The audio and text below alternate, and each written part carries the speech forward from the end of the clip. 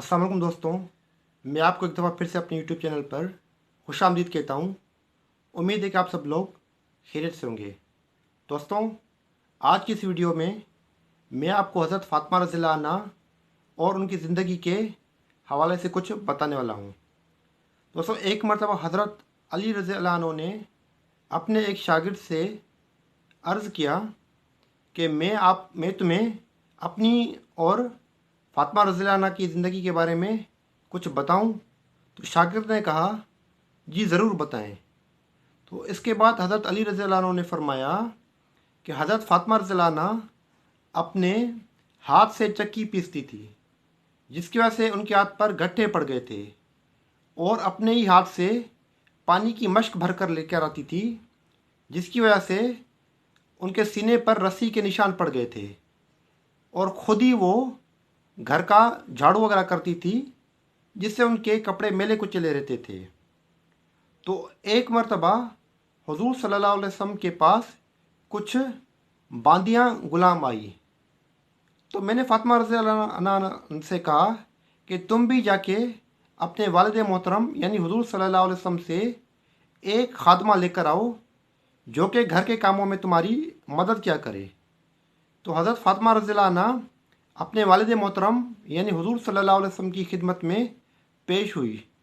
तो वहाँ पर लोगों का एक मजमा था, जिसको देखकर हज़रत फ़ातिमा रज़ियल्लाहु अन्हा वापस आ गई।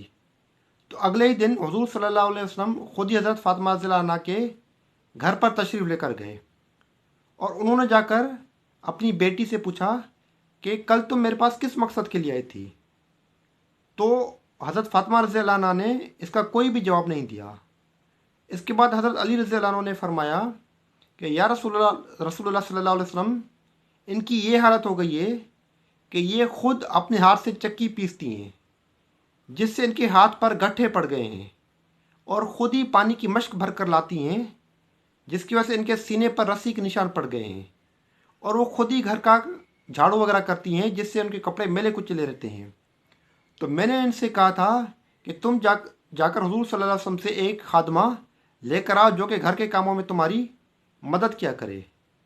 बाज़ रिवायत में आता है कि हज़रत फ़ातिमा रज़ियल्लाहु अन्हा ने अपने वालिद मोहतरम से फरमाया कि या रसूलुल्लाह सल्लल्लाहु अलैहि वसल्लम, मेरे और अली रज़ियल्लाहु अन्हु के पास सिर्फ़ एक ही बिस्तरा है, और वो भी मेंढे की खाल है, जिसके ऊपर हम दोनों रात को सोते हैं, और सुबह को उसी के ऊपर ही घास दाना वगैरह डालकर अपने ऊँट को खिलाते हैं।